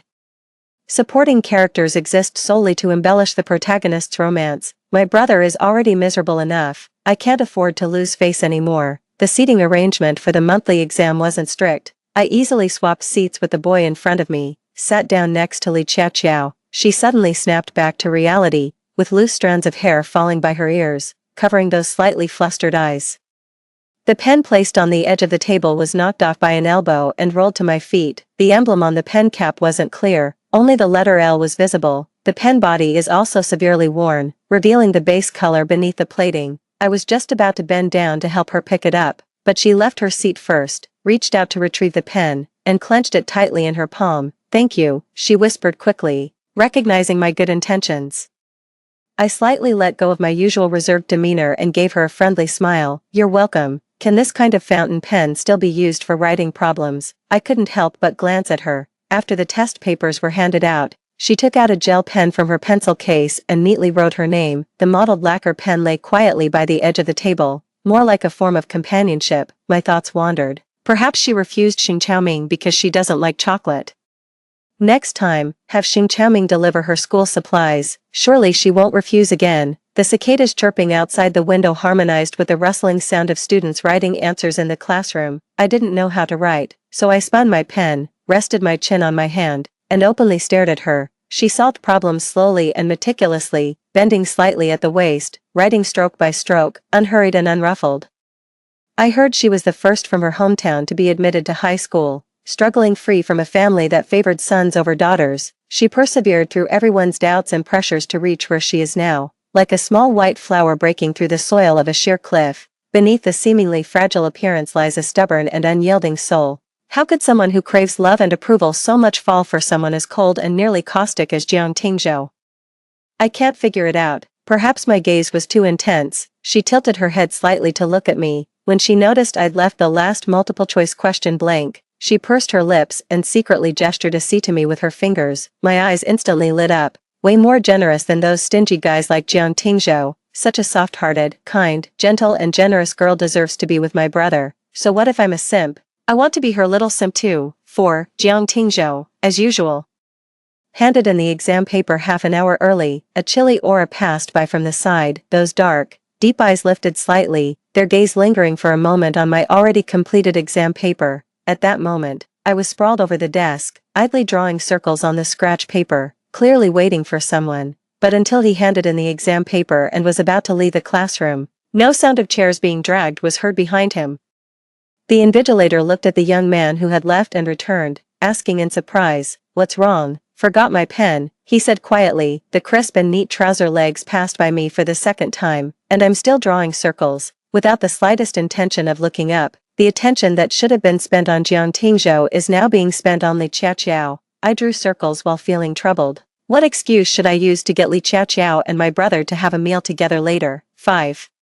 In the last 5 minutes, Li Chiao stood up to hand in her exam paper. Xing Chaoming and I capped our pens simultaneously, shoulder to shoulder, following right behind her out of the classroom. "Why didn't you go find Jiang Tingzhou today?" he asked. I pouted. "Don't feel like looking for him." Outwardly we were just following the crowd, but in truth we were tailing her all the way to the cafeteria. After getting our food, we both took seats opposite her. When Li Chiao looked up, she happened to see 2 faces with strikingly similar features staring intently at her. I deliberately ignored the many empty seats around and winked at her. "The cafeteria is too crowded. Mind if we sit here?" She lowered her head and whispered, "And no problem. Please sit." Xing Chaoming and I rarely eat at the first-floor public cafeteria. Noticing the greens on her plate, my mouth moved faster than my thoughts. "Why aren't you eating any meat? This is so nutritionally lacking." As I spoke, I picked up a piece of braised pork, but the moment it touched my tongue, I couldn't help retching. "Ugh, this tastes awful." Li Chiao paused slightly and hesitantly asked, "Is it because it's gone bad?" Yet the glossy appearance and rich aroma didn't quite seem to suggest that. "It's fine, she's quite picky about food," Xing Chaoming explained apologetically to her,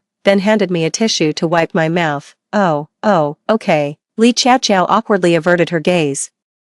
She was about to say she had an unopened bottle of water in her bag when she saw me stand up. "I'll go buy some milk to rinse my mouth. You two take your time eating." That slender hand had just touched the zipper of the bag when it withdrew nervously again. Only 2 people remained at the dining table. The atmosphere suddenly seemed to become awkward. Li Chiao lowered her head even further. keeping her gaze fixed on her own plate as she ate bite by bite.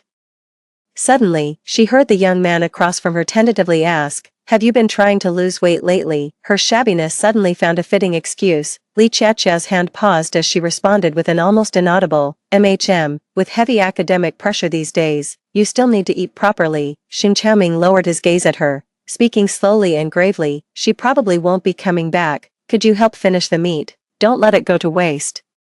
Before she could voice her refusal, he had already picked up the plate and heaped all the meat onto hers. The person before them remained silent for a long time. Xin Chaoming lifted his gaze, meeting those moist, red and deer-like eyes. She stared fixedly at him, her eyes swirling with unreadable emotions, only to forcibly conceal them the next moment beneath a soft, watery gaze. That look inexplicably felt familiar to Xin Chaoming, so familiar it made his heart ache. It's heartbreaking.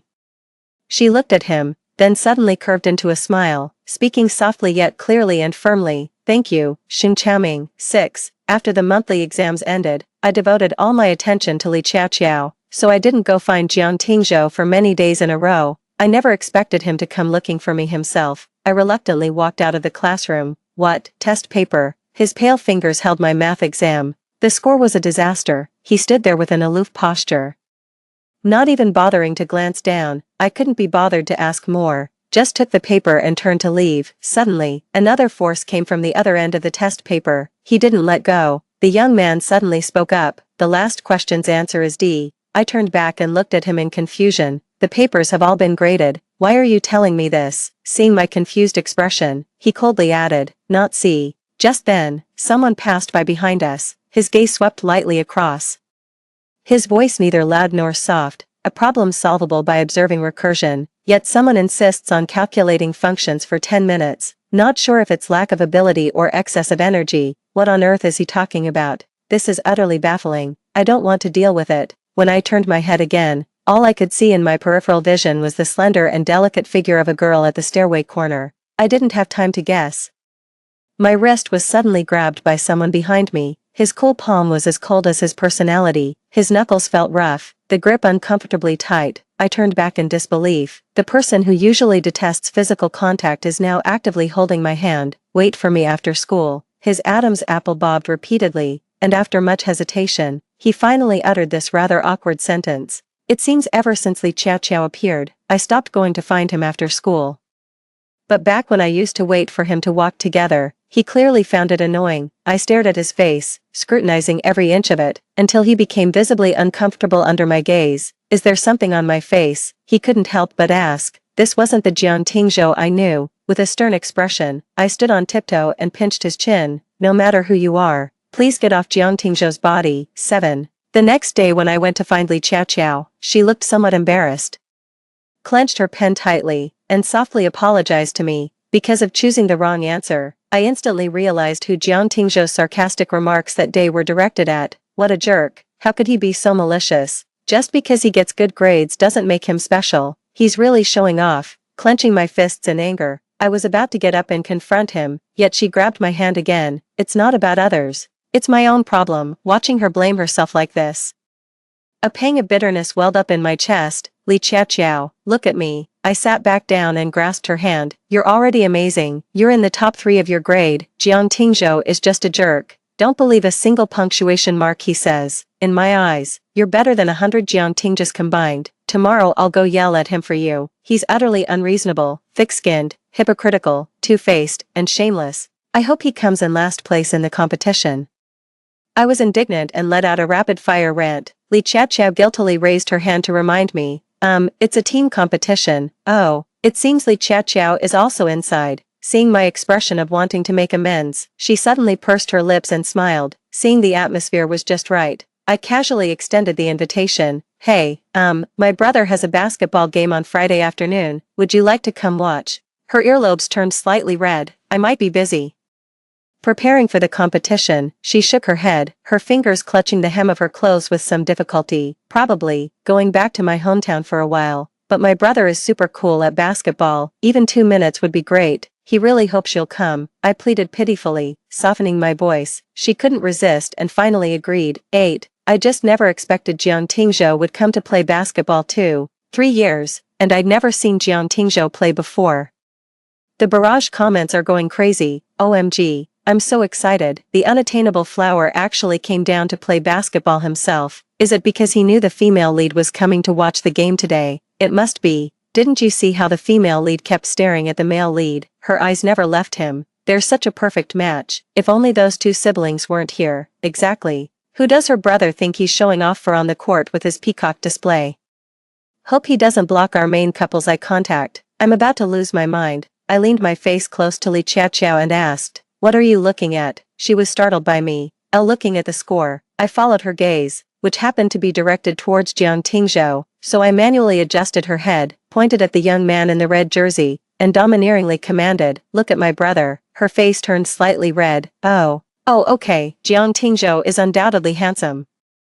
But that's all he is. When it comes to ball skills, my brother is still the best. My brother naturally has outstanding bone structure, with a face that instantly tells you he's handsome, paired with the occasional glimpse of his abdominal muscle contours when jumping, accurate three-pointers, and occasional slam dunks. Every move he makes can trigger plenty of screams. During halftime, many girls went up to give him water. I handed the bottled water I had prepared earlier to Li Chaoqiao. Urging her to go up too, she clenched her clothes and shook her head like a rattle drum, refusing to take even one step. "You should go instead." "Why, look, he hasn't accepted water from any of them. He's waiting for you." "That's precisely the reason." Her uneasy gaze occasionally fell upon those rejected girls. Fearful of the same rejection, and afraid of those mocking stares, and as luck would have it, Xing Chaoming stopped again and exchanged a few words with a girl wearing a cheerleader uniform. The bottle of mineral water that had been so hard to press into Li Chaoqiao's hands was now being shyly pushed back by her with flushed cheeks. Clearly, within just 2 minutes, Li Chaoqiao had already retreated 99 steps and was ready to give up completely, seeing that I was about to pressure her again.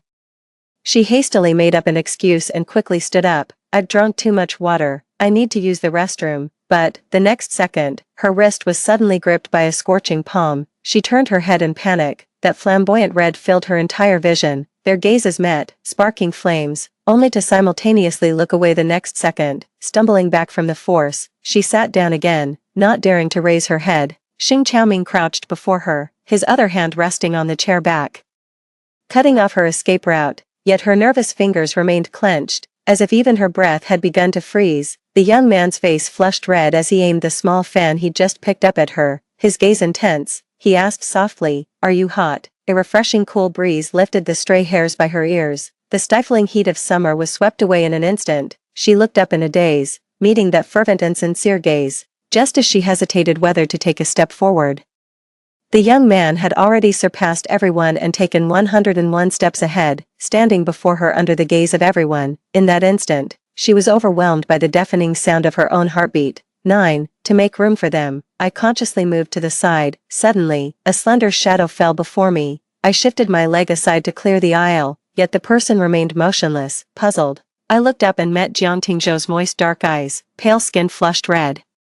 Beads of sweat gathering along the sharp jawline before dripping down, with thick long lashes casting shadows. The soaked jersey clung to lean muscles, outlining a firm and powerful waist, a stark contrast to his usual icy demeanor. "So handsome." "No, I can't let myself be bewitched." I put on a stern face again. "Where's the water?" he asked abruptly. I gave him a strange look. Of course I gave it to my brother. "Then where's mine?" He pursed his lips and asked again.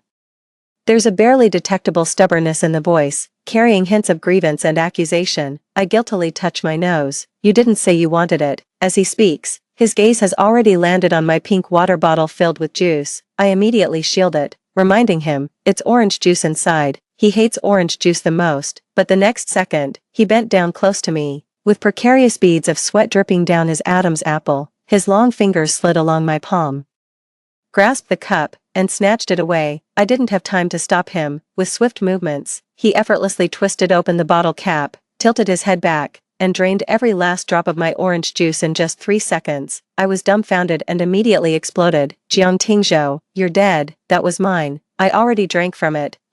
Noted. He showed no reaction whatsoever, even curling his lips slightly. "I'll buy you a new one after I finish this game." "Wait, what?"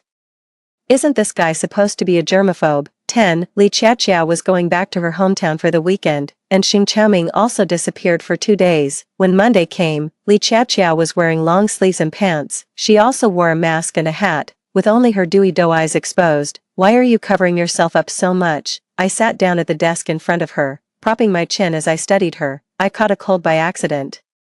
Her voice was muffled by the mask as she kept her head lowered, reluctant to meet my eyes. Her pale fingers gripped the pen tightly, writing out the solution steps character by character on the test paper, just like always. But you don't need to wear long sleeves in this heat. Noticing the sweat-dampened strands of hair on her forehead, I got up and brought Jiang Tingzhou's small fan to her desk, yet she still declined. No need. As her slender wrist lifted, I suddenly noticed the band-aid stuck to her wrist bone. What happened here? I grabbed her wrist, about to push up her sleeve to look. She forcefully pulled away, hiding that part of her wrist deeper, urgently saying, "It's nothing, just a scratch." Is that so? Seeing her resistance, I could only set aside my desire to get to the bottom of it and instead asked with concern, "Have you applied the medicine yet?" "I have." Her eyes glistening slightly as she looked at me. Speaking sincerely yet softly, "Thank you, Xing Xia." That evening when I returned home, I asked Xing Qiaoming about the matter. He clearly knew some inside information but was unwilling to share too much with me. There are things she doesn't want others to know, and pressing too much will only make her feel worse. This was the first time Xing Qiaoming spoke to me so seriously about this matter. Give her some time, she'll handle it. I still couldn't rest easy. What if something like this happens again? I even saw the wounds on her wrist. It won't. Nothing like this will ever happen again. His gaze was steady, his tone resolute. 11. It seems since this incident occurred, their relationship began to make new progress. Not only did they eat meals and take walks together every day, but they also made plans to study together at the library. Sometimes I still really admire Xing Qiaoming. The cafeteria food is so terrible. Yet he managed to eat it for a whole month straight. Occasionally on campus, I would bump into the two of them from time to time. Their interactions were still quite awkward, with enough space between them as they walked side by side that I could practically fit in between. The slightest physical contact would make one blush and the other's ears turn red. Their conversations were also barely above a whisper. I'm getting anxious about their progress. Not only that, but Xing Qiaoming is coming home later and later these days. I usually don't hear the sound of him opening the door until after 10 p.m. I pointed fingers and asked him what mischief he'd been up to. He didn't want to tell me, but couldn't stand my persistent malicious speculations. Finally, he had no choice but to confess helplessly, working at a restaurant. I was shocked. You, Xing Qiaoming, you're working. Our Xing family hasn't fallen to such dire straits, has it? Seeing my disbelief, he had to make it clearer. Li Chiachiao works at a restaurant in the night market. The crowd there is more complicated, so I'd feel better keeping an eye on her. Why does she need to work? Isn't the scholarship enough to cover tuition? I asked, puzzled. After all, our school has many rich second-generation students who donate a lot of money. The scholarship alone amounts to about 100,000 yuan a year, Xing Qiaoming explained. She has many expenses. Then why don't you help her? What about your savings? Xing Qiaoming also sighed helplessly. She refuses to use my money. Oh, then there's nothing to be done. I gazed at the dazzling chandelier on the ceiling and suddenly asked again, brother, when will you two officially get together? The villa is truly too empty. Our parents passed away early, and grandfather was always busy with company affairs on ordinary days.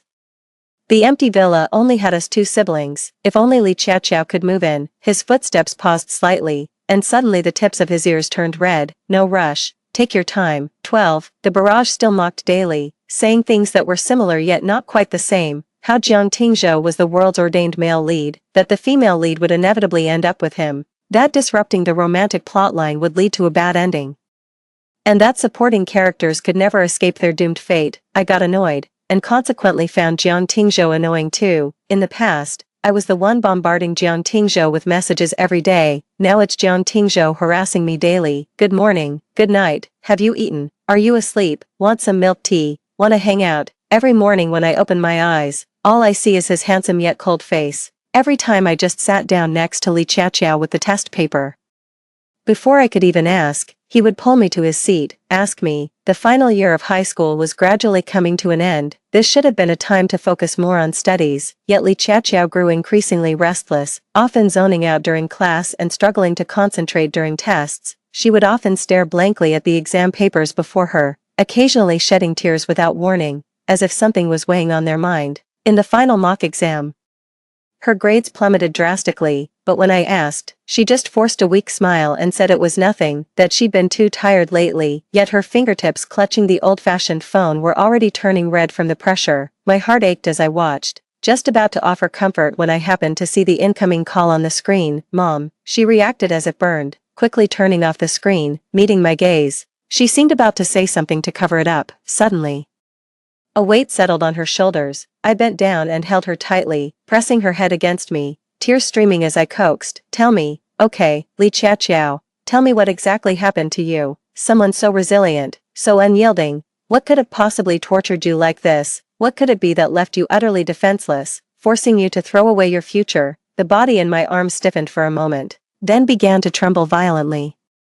The carefully maintained facade of calm finally crumbled at this moment. She clung to me desperately, her shoulders shaking violently. The suppressed sobs grew uncontrollably louder. She burst into audible tears. A restless and fervent afternoon. Those painful emotions found a brief release, but in the end, she still chose not to tell me the truth. Even as tears still streamed down her own face, she reached up to wipe away my tears. Delicate fingers brushed against the side of my face.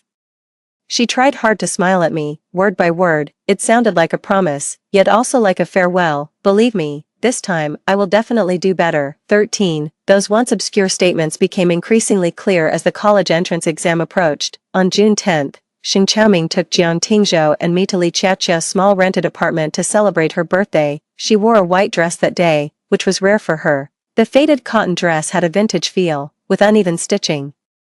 Though it didn't look new, under the dim light, it still suited her, pure, clean, beautiful like the white moonlight on the horizon. After the cake was brought out, she gave us a smile, one we hadn't seen in a long time. As the birthday song played, in the flickering candlelight, she gazed at us with tearful eyes and a smile. It felt like an omen of parting. Suddenly, my heart ached with bitterness. The moment the candles were blown out, she clasped her hands, bowed her head, and made her 18th wish with utmost devotion. It's not about wishing for smooth college entrance exams or a bright future, nor is it about hoping everything goes well in life hereafter. With tears streaming down, she said, "I wish my friends health, safety, and longevity." 14. The gift Xing Chaoming prepared was a Lamy fountain pen. He always acts thoughtfully, knowing that overly expensive gifts would burden Li Chiachiao. So I chose the most practical gift. It looked somewhat familiar to me. Then suddenly the power went out at home, plunging the room into darkness. Li Chiachiao asked Jiang Tingzhou and me to buy some candles. Before leaving the house, she suddenly walked over, stood on tiptoe, and hugged me tightly, a hug so forceful it felt like she was trying to imprint me into her memory. She whispered in my ear, "Thank you, Xinxia." 13. Not only did Jiang Tingzhou and I buy candles, but we also got her a new white dress. But when we returned carrying full shopping bags, we discovered the entire room was covered in blood. Li Chiachia's parents were terrified. That sharp knife was also thrown on the ground. They just came for money, but now, it's turned into a fatal incident. Xing Chaoming lay collapsed not far away, his neck bone fractured at an unnatural angle, a large pool of blood spreading from his head. Tears burst from my eyes as I trembled and rushed over. "Brother, brother," no matter how much he shook them.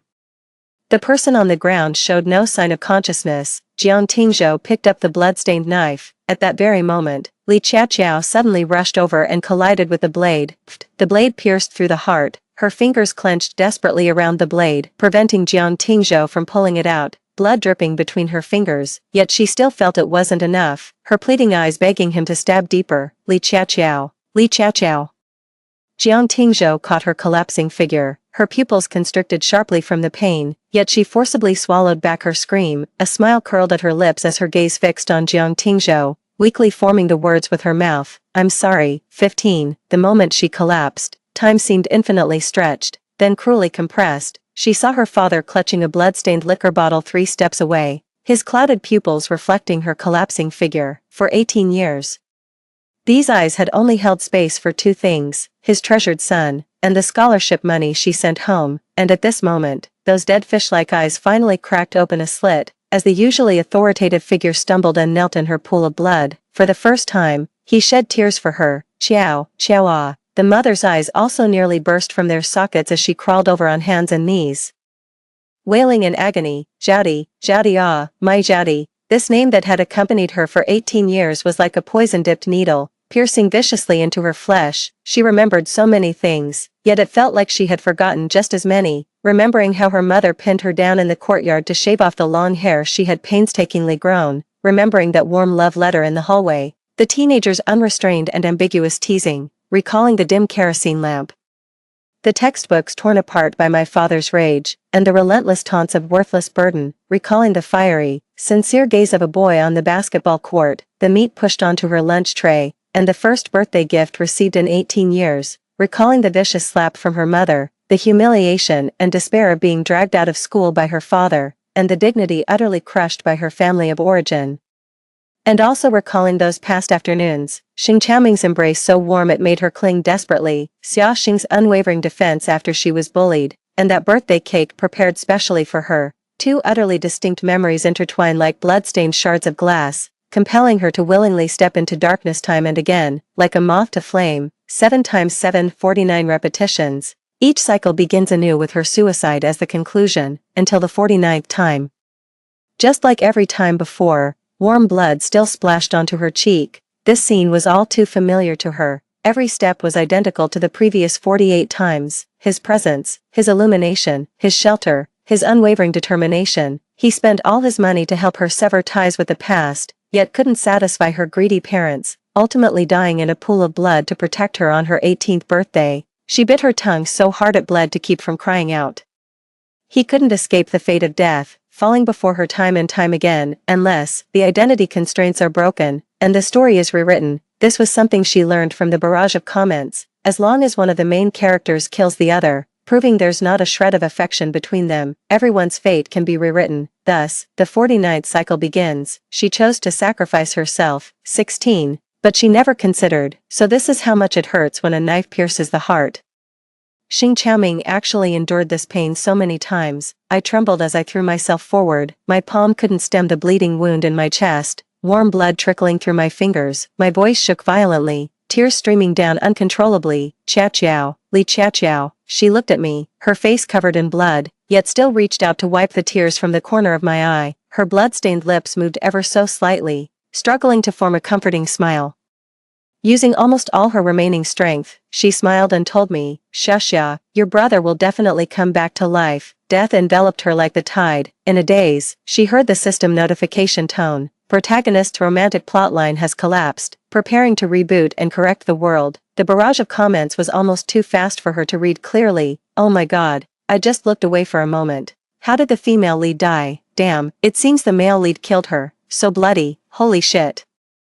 How can they not replace the male lead now? A pop-up prompted me to exit, probably to restart the storyline. Great, she succeeded. The last moment of blurred consciousness, she remembered again that morning with blazing sunlight, that warm pink love letter. Xing Qiaoming, you coward, she thought. If there's another chance, she must bravely confess her feelings to him once, on the hillside of my hometown. Buckwheat flowers swayed in the wind across the mountains and fields.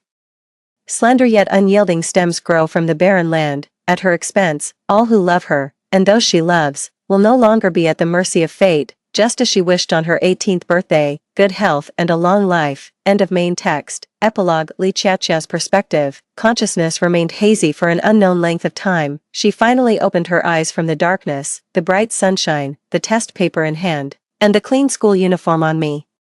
Everything feels like it was just yesterday. The classmate next to her poked her, said someone from the class was looking for her and told her to hurry back. The moment she stepped out of the office, the warm sunlight fell upon her, making her feel like it had been ages. Suddenly, someone rushed over and hugged her tightly. Woo-woo, Qiao, woo-woo, you scared me to death. Woo-woo. The rich floral scent made her mind go blank for a moment. Raising his eyes, a young man in a red jersey came into view.